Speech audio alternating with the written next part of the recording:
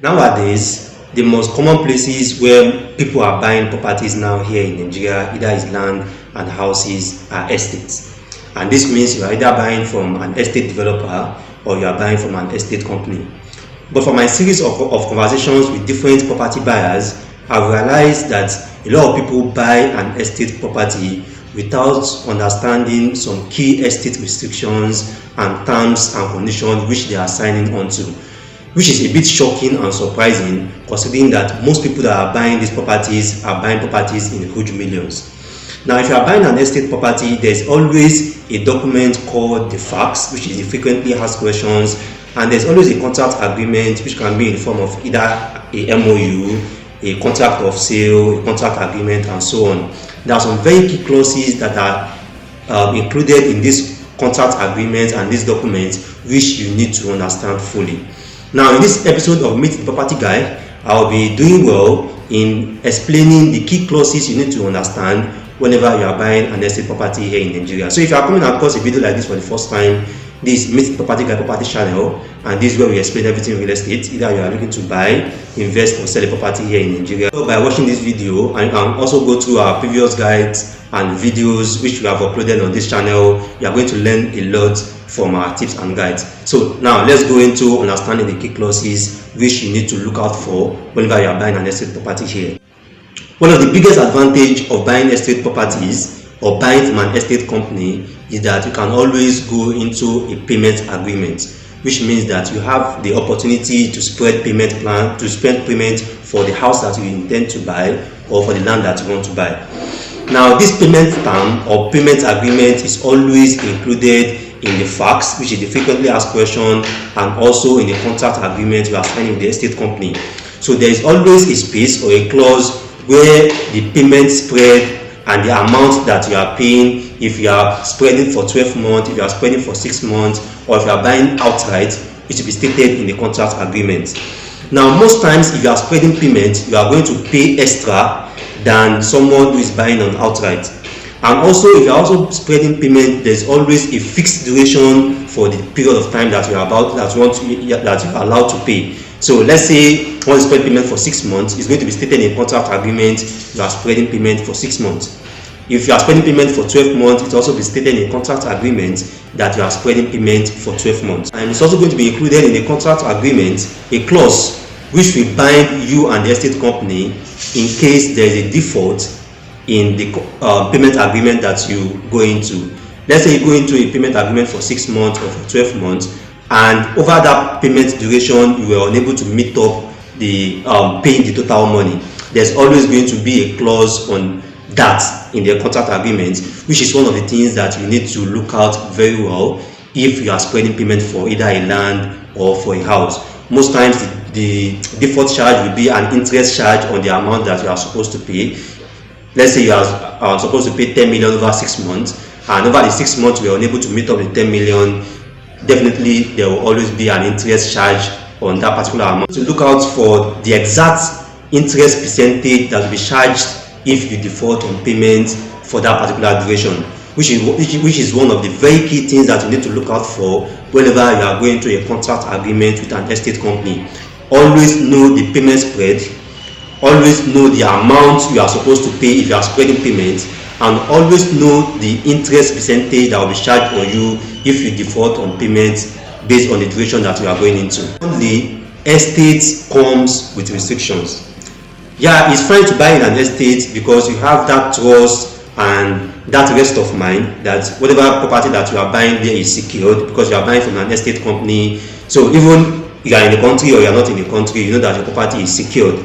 But there are always restrictions that come with each estate. These restrictions vary based on the estate company or the type of estate that you are buying from. If it's land that you are buying, most estates have restrictions on the type of building that you can build on that land. And most times these restrictions will also be stated in the contract agreement. The type of house that you can build there, either a semi-detached or a detached, the purpose of the building that you can build there, if you can build a commercial building there, or if the building that you can build there has to be purely residential. These restrictions are going to be in the contract agreement, and you need to look out for these clauses so that you know that these restrictions meet up to your own expectation. If the building that you want to build there is strictly commercial and the estates are restricting you from building something like that, that means you don't have to buy in that estate, or you need to ask them for their commercial allocation for their commercial plots. Most estates comes with commercial plots where you can build either a school, a shopping mall, and all that like that. But most residential plots are strictly for residential purposes. Another reason why most estate companies they enforce these restrictions is that whenever an estate company launch, they have this estate layout which they submit with the town planning and the Ministry of Lands for that particular state. Particularly here in Lagos, if an estate company is being launched, they need to register their estate layout with the Ministry of Town Planning. Now, it also comes down to the estate company to enforce that this registered layout is being adhered to by those that are residing in the estate. So that's why if they have submitted a layout for purely residential, they are not going to allow you to build anything commercial in that estate. So estate restrictions are some of the things that you need to also look out for whenever you are buying in an estate or you are buying from an estate company. Now, another thing is, if you are buying a house, you also need to know the restrictions that come with that house. Are they going to allow you to change the design of the house? Can you change the roofing? And what are the restrictions based on what you can modify in the building design or on the structure? So these are things that you need to understand. Some estates are not going to allow you to have a personal gate. Some are not going to allow you to have a high fence. So this set of restrictions are part of the things that you need to understand before you buy into that estate, so that you know that whatever restrictions that they are setting are not things that are going to affect your priority or your criteria. The third clause that you need to look out for whenever you are going to a company's FAQ or you are going to their contract agreement is the terms of allocation. Now, if you buy a land, allocation is at the point where the estate company or estate developer, they take you to your particular slot in the estate, and then they allocate the land for you that so plot A at so number of streets belongs to you. Now, allocation is always done via a survey plan. Now, there is always some terms and conditions that comes with this allocation. Allocation can be when you are paid up to a particular amount, or when you are paid the total amount of the land or the house that you have. What you need to understand about allocation is most times allocation is on first come, first serve. So if allocation is on full payment, it's those that paid fully first that are going to get allocated first. So it doesn't matter if you are the first person to buy in that estate. So another very key thing about allocation is some estates are going to require you pay some particular fees before they allocate you, particularly if it's land. Some estates are going to take it up that you have to pay for the survey plan and the deed of assignment before you get allocated. Some are going to allocate you when you are ready to build. So you need to understand these key terms whenever you are buying in this estate for you to understand if this is fine with you or is not fine with you. You need to sign this contract agreement and then start having issues or misunderstandings on things that have been clearly stated in the contract agreement that you signed for. So that's why it's very important that you go through this contract agreement thoroughly and ask a lot of questions from your property consultant or from a company representative to understand some of the key conditions and key terms that you are also going to be binded with after purchase or during purchase. Now, another very important clause again is physical possession. There's a difference between allocation and physical possession, and sometimes property buyers they mix it up. Now, allocation means that they take you to a particular slot in the estate, and via a survey or via a map out, they tell you that okay, this particular land or this particular building is yours. Allocation for a building can be done when the building is still under construction. So they tell you that okay, building so at street number so belongs to you. Now, but physical possession is that as the rightful owner of that property, you can now move into the property or rent the property out. That's physical possession. If it's land, it means that you can now go to the land and start building there. So you see that it's different. Some company can give you allocation when you are paid like maybe 30% or 70%, and then grant you physical possession when you have moved fully. So that means when you are allocated and physical possession is not granted at that particular time, it means that you can't move into that property yet.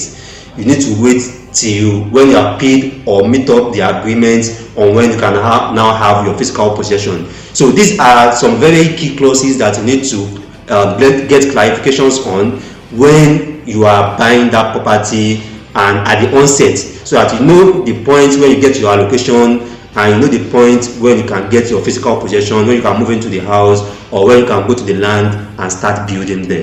Move to one of the most important clauses that you need to look out for when you are buying an estate property, and that's the ancillary fees. Most estate lands and houses comes with ancillary fees. Ancillary fees are fees that you pay apart from the cost of the house or the cost of the land, including the survey, the deed of assignment, the infrastructure or developmental levy, the VAT, some estates charge for VAT, the service charge, that's when you are even residing in the estate, and some other ancillary fees like that.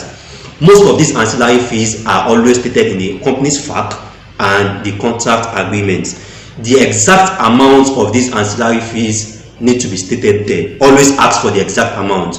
I would advise that you don't sign a document on which any of these ancillary fees are stated that they are going to be communicated later. Always try to know the exact amount for the deed of assignment, what's the exact amount for the survey, what is the exact amount for the developmental levy, and other ancillary fees that comes with property.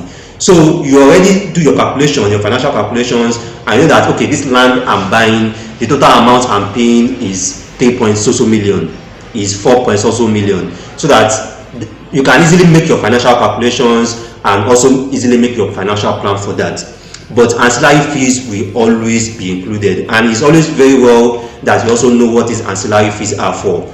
The deed of assignment is the document that shows transfer of ownership, which is very, very important. The survey shows the allocation of the land or the house that you are being given. You need to pay for that too. The developmental levy or the infrastructural fee are for the development the estate company plans to do there or they have done there, like the street interlocking, the drainage, the street lights, and so on like that.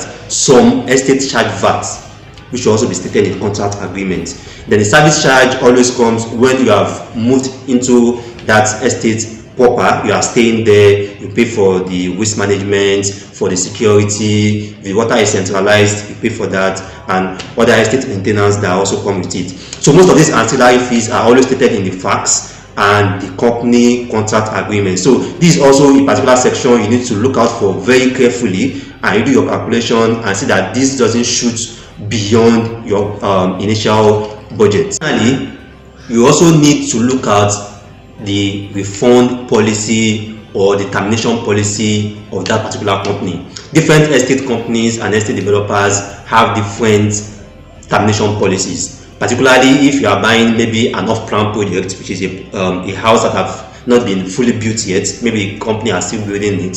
They are going to have a termination policy or a refund policy for that kind of projects, and it is stated in the FAQ and the contract agreement on how that can be done, the duration that you need to wait for before you get your total refund, and if there will be a default charge on the amount that you are going to be refunded with, it should be stated there.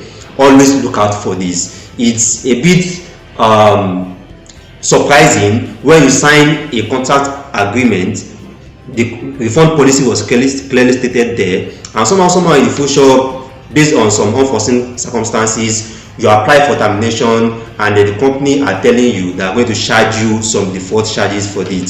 You need to understand the exact amount they are going to charge you on default if you are terminating or you are asking for a refund, and you need to know if you are comfortable with it. If you are not comfortable with it, it's fine. That means you don't have to buy with that estate, or you don't have to buy with that particular estate company. It's always or mostly always stated in the contract agreement, and you need to look out for that clause. Look out for the default interest charge and know the exact amount you'll be getting back if you are terminating. During the last lockdown, a lot of people lost their jobs. Some had their salaries cut short. So most people were affected and they were unable to continue their investment plans with a lot of estate companies. Some applied for refund. So this is always a common scenario. It happens almost every time with a lot of estate companies, and that's why most times they always include this particular default charge in their contract agreement, so that you know how much they are charging you and the duration that is going to take them for them to refund.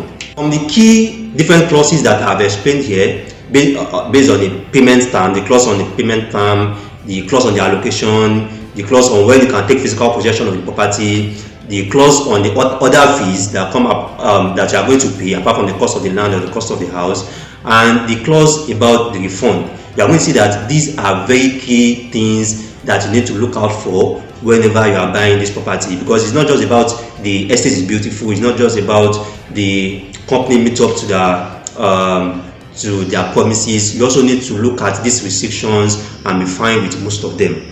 Now, a lot of time estate companies do some terms and conditions in this contract agreement that favors them, which might not really favor you that much, and that's why you need to discuss with an experienced property consultant when you are buying this property, or most times also involve an experienced property lawyer, so that they can go through these facts, go through the contract agreement and look at some loopholes that are there. And if this property consultant or property lawyer are also representing it very well, they can also put forward some very good clauses so that you are also safeguarded, you are also protected in this agreement that you are going into. Some of the clauses that I can advise you that you can also consider telling the estate company or estate developer to also include, so that it's going to also protect your own interest, is that you also need to include a clause on their own default. If the estate company are going to be charging you interest if you default on your payment plan, then definitely the estate company should also be charged if they also default on the promises they make for you. So if the estate is going to be delivered in 6 months and they can't deliver in 6 months, then definitely they also should be penalized. If you are to be penalized if your payment plan exceeds that 6 months also. So these are part of the things that you can also negotiate when you are signing this document. Another key thing that you can also include or propose when you are signing a contract agreement is that you can also propose a clause on the quality of what they are delivering for you, especially if it's a house. So you can include a clause there in one of the lines that if the quality of what they build is below standard, then maybe you are going to ask for a refund, or maybe it's going to be up to the company for them to know how they are going to meet up or renovate that property for you to meet up to the standard that you are expecting. So these are some very key things that you need to propose and negotiate at the onset of this project, so that you also are being protected. So going through this video, some of the key terms that I've explained here, if you need further clarifications on any of them, or you need us to look at any FAQ or company agreement that you are about to sign from any of these estate companies here in Nigeria, you can always reach me on WhatsApp.